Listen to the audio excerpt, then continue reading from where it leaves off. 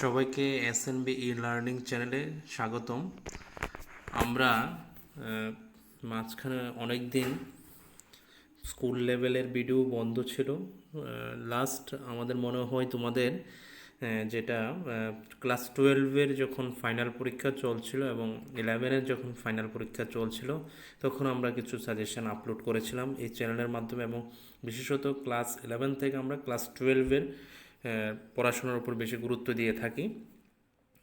আর কেননা সেটা বোর্ডের পরীক্ষা, আমরা বোর্ডের পরীক্ষার যে ক্লাসগুলি থাকে সেইগুলি আমরা বেশি গুরুত্ব দিই, যেমন 10, 12, তারপর কলেজ লেভেল বিভিন্ন সাবজেক্টের উপর আমরা গুরুত্ব দিয়ে থাকি। তো তোমাদের জন্য আমরা এর মধ্যে এখন থেকে শুরু হয়ে যাচ্ছে তোমাদের ক্লাস 12-এর বিভিন্ন ক্লাস সাজেশান, সিলেবাস এবং টপিক ধরে ধরে ডিসকাশন, এগুলি আমরা শুরু করতে যাচ্ছি। এখন যেহেতু আমাদের 28 তারিখ আমাদের রেজাল্ট আউট হয়েছে, 28/3/24 আমাদের বিভিন্ন স্কুলে ক্লাস 11-এর রেজাল্ট দিয়ে দিয়েছে, বা মার্কশিট দেয়নি কোনো কোনো স্কুলে, কোনো স্কুলে দিয়ে দিয়েছে। তো সেই বেসিসে আমরা আমাদের পড়াশোনা শুরু করতে যাচ্ছি। যারা সায়েন্সের থেকে তারা বিশেষত আগে শুরু করে দেয়, আমরা আর্টসের তারা কিছুদিন সময় নিয়ে নিই। তো সুতরাং আমরা এখন থেকে তোমাদের জন্য ডেলি বেসিক না হোক, মোটামুটি টপিকগুলি আমরা কভার করার চেষ্টা করব পরীক্ষার আগ মুহূর্তে। আমাদের সঙ্গে থাকবে যারা এই চ্যানেলে নতুন, আমাদের চ্যানেলটাকে সাবস্ক্রাইব করবে, এবং ভিডিওটা দেখার পরে আমি সবাইকে একটা অনুরোধ করব, লাইকটা যাতে ঠিকভাবে পড়ে। কেননা লাইক যদি পড়ে তাহলে আমরা বুঝতে পারি তোমাদের আমাদের ভিডিওগুলি পছন্দ হচ্ছে, তাহলে আমাদের সামনের দিকে যত নতুন নতুন ভিডিও দেওয়ার মধ্যে আমাদের একটু আগ্রহ বেড়ে যায়। যারা এই চ্যানেলে ক্লাস 12 আগে ছিল তাদের অনেকটাই উপকৃত হয়েছে। সুতরাং আশা করি তোমরা ক্লাস 11 থেকে ক্লাস 12 উঠেছ, তোমাদের জন্য আমাদের চ্যানেলের পক্ষ থেকে অসংখ্য কামনা থাকবে ভগবানের কাছে, যাতে তোমরা ভালো রেজাল্ট করো। আর আমরাও চেষ্টা করবো তোমাদের সেভাবে পড়ানোর জন্য, যাতে তোমাদের রেজাল্টও ভালো হয়। তাহলে চলো কথা না বলে, আমি তোমাদের এডুকেশন সাবজেক্টের একটা সিলেবাস নিয়ে এসেছি আজকে। এরকমভাবে বাংলা, ইংলিশ, হিস্ট্রি, এগুলি আমরা আপাতত শুরু করব এই 4টে সাবজেক্ট দিয়ে।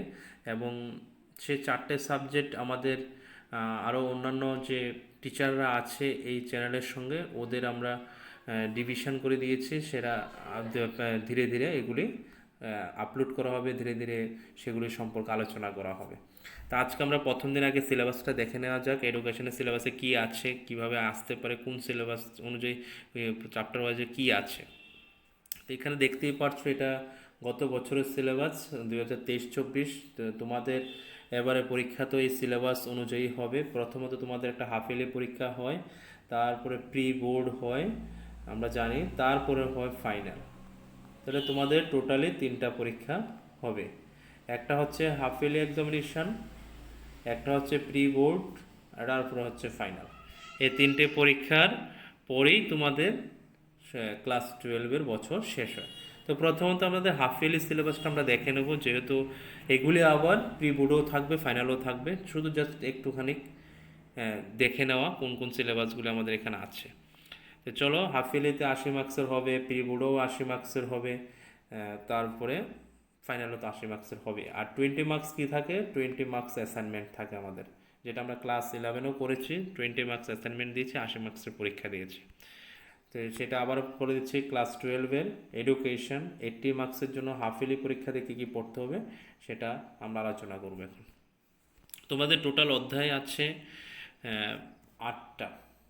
টোটাল অধ্যায় 8টা আছে। সে 8টাতে 4টে করে ইউনিট আছে। ইউনিট আছে 4, চ্যাপ্টার হচ্ছে 8। তাহলে 4 × 8 = 32। সেটা দেখে অনেকে ঘাবড়ে যাচ্ছ বা ভয় পেয়ে যাচ্ছ। সেটা ভয় পাওয়ার কোনো কিছু নেই, আমাদের সঙ্গে থাকলে আমরা তোমাদের সেভাবেই পড়াবো। প্রথম অধ্যায়ে আছে, আমরা প্রথম থেকে শুরু করব। প্রথম অধ্যায়ে আছে তোমাদের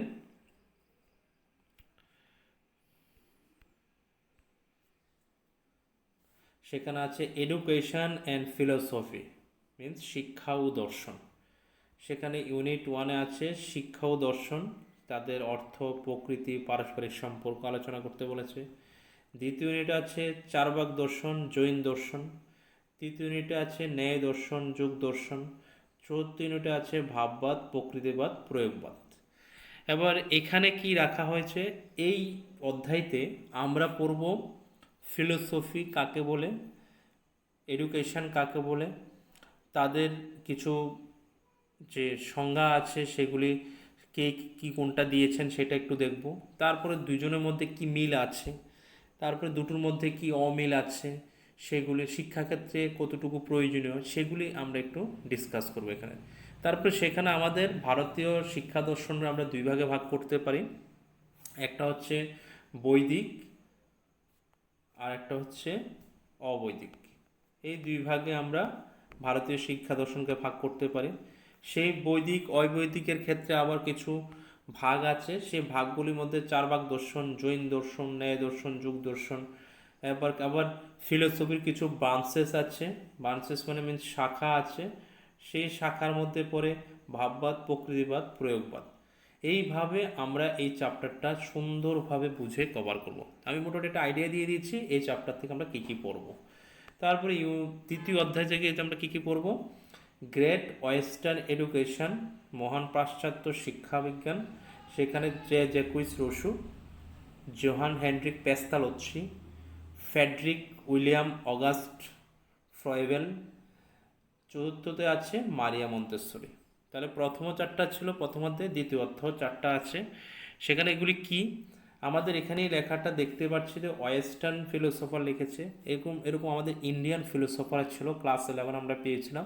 ইন্ডিয়ান ফিলোসফার মধ্যে কে কে ছিল, বিবেকানন্দ ছিল, রবীন্দ্রনাথ ছিল, তারপরে যদি আরও বলি গান্ধীজি হতে পারে, অরবিন্দ হতে পারে। এরা হচ্ছে আমাদের ইন্ডিয়ান ফিলোসফার।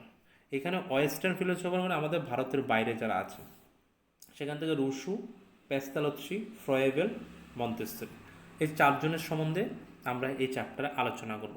ওদের কি কি পড়তে হবে, যেহেতু আমরা একটা শিক্ষা সম্বন্ধে পড়াশোনা করছি, তাহলে ওনাদের আমরা শিক্ষাক্ষেত্রে ওনাদের কি এম ছিল, কোনগুলি বেশি ভালো করে পড়তে হবে এম। তারপর ওনাদের কারিকুলাম সম্বন্ধে ওনারা কী বলেছেন। তারপরে আমরা বলতে পারি সেখান থেকে টিচিং মেথড সম্বন্ধে আমরা পড়ব।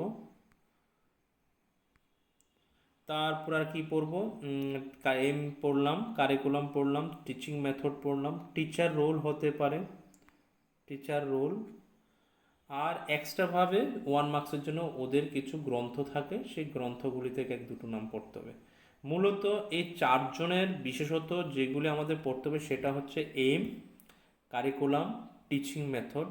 এই তিনটা হচ্ছে মূলত বেশি আমাদের তিনজনেরই পড়তে হবে, এটা মনে রাখবে। তাহলে এই অধ্যায় থেকে আমরা কি পড়ব একটু আইডিয়া পেয়ে গেলাম। তৃতীয় অধ্যায় কি আছে, সাইকোলজিক্যাল অ্যাসপেক্ট ইন এডুকেশন, শিক্ষা মনোবিজ্ঞানের দিকসমূহ। তাহলে সাইকোলজিক্যাল যেহেতু বলেছে, সাইকোলজিক্যাল দিক থেকে শিক্ষাক্ষেত্রে যেগুলো প্রভাব বিস্তার করে সেই দিক থেকে দেখবো। প্রথমে এটা আছে ব্যক্তি স্বাতন্ত্র্য, তার অর্থ কারণ প্রভাব পড়ব। দ্বিতীয় ইউনিট আছে প্রেষণা, অর্থ প্রকারভেদ উপাদান শিক্ষায় প্রেষণার উপযোগিতা। তৃতীয় ইউনিট আছে বুদ্ধি, অর্থ তত্ত্ব আছে চার্লস স্পিয়ারম্যানের দ্বি উপাদান তত্ত্ব, থার্স্টনের বহু উপাদান তত্ত্ব। চতুর্থতে আছে সৃজনশীলতা, অর্থ উপাদান সৃজনশীল চিহ্নিতকরণের উপায়, বিকাশে শিক্ষকের ভূমিকা। এই হচ্ছে আমাদের মোটামুটি তৃতীয় অধ্যায়। সেখানে আমরা কি পড়ব, প্রথমত ব্যক্তি স্বাতন্ত্র্য মানে আমাদের একজন ব্যক্তির সঙ্গে আরেকজন ব্যক্তির কী কী পার্থক্য আছে, সেটা কাকে বলে পড়ব, সেটা কত প্রকার আছে পড়ব, এবং কি কারণে আমরা ব্যক্তি স্বাতন্ত্র্য করে থাকি কোন কোন দিক দেখে, এবং শিক্ষাক্ষেত্রে এই স্বাতন্ত্র্য ব্যক্তি স্বাতন্ত্র্যের কী প্রভাব আছে বা গুরুত্ব আছে সেটা পড়ব ইউনিট 1-এ। তারপর ইউনিট 2-তে কী করব, প্রেষণা কাকে বলে, প্রেষণার অর্থ, প্রেষণার চক্র, প্রেষণার প্রকারভেদ, প্রেষণার কিছু উপাদান, শিক্ষাক্ষেত্রে প্রেষণার গুরুত্ব বা শিক্ষকের প্রেষণার কী ভূমিকা রয়েছে সেটা সম্পর্কে আমরা পড়ব। তারপর তৃতীয় ইউনিটে পড়ব বুদ্ধি কাকে বলে, বুদ্ধি যে কে কে সংজ্ঞা দিয়েছেন সেগুলি দেখব। বুদ্ধির তত্ত্ব এখানে আছে দুটো, স্পিয়ারম্যান এবং থার্স্টন, ওনারা যে দুজন তত্ত্ব দিয়েছেন সেই তাদের থিওরিগুলি আমরা পড়ব এখানে।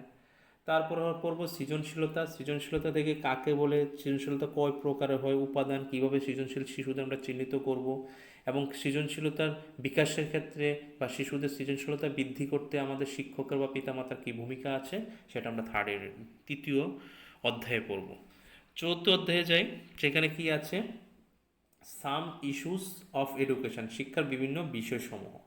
প্রথম অধ্যায় আছে সহপাঠ্যমিক কার্যাবলী, অর্থ, উদ্দেশ্য, প্রকারভেদ, শিক্ষামূলক উপযোগিতা।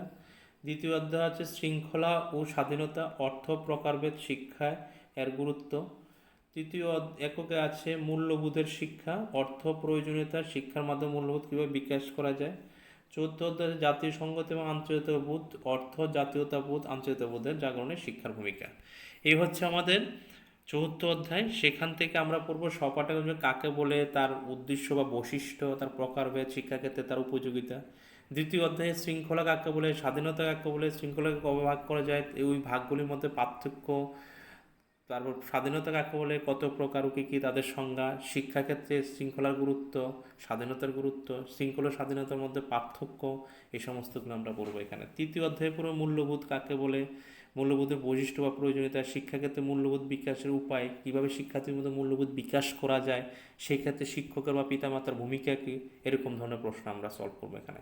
চতুর্থ ইউনিট থেকে জাতীয় সংগতি কাকে বলে, আন্তর্জাতিকতা বোধ কাকে বলে, তাদের জাতীয় সংগতি আন্তর্জাতিক বোধের মধ্যে বোধের ক্ষেত্রে যে জাগরণের শিশুদের ক্ষেত্রে বৃদ্ধি করতে গেলে শিক্ষকের বা পিতামাতার ভূমিকা কী, তারপর সেই ক্ষেত্রে জাতীয় সংগতির ক্ষেত্রে বা আন্তর্জাতিক বোধের ক্ষেত্রে কী কী বাধার সৃষ্টি হয়, সেই বাধাগুলি কীভাবে আমরা দূর করব, এই সমস্ত প্রশ্ন আমরা চতুর্থ অধ্যায়ে পড়ব।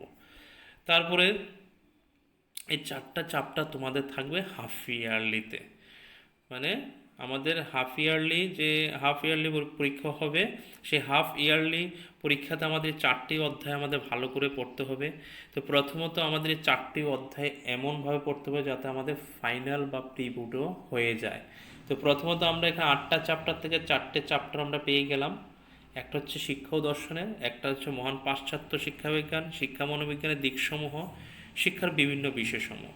এই 4টা অধ্যায় আমরা হাফ ইয়ারলি পরীক্ষার আগে তোমাদের কমপ্লিট করার চেষ্টা করব, এবং যদি সেগুলি হাফ ইয়ারলি পরীক্ষার আগে শেষ হয়ে যায় তাহলে আমরা পঞ্চম অধ্যায়ে চলে যাব।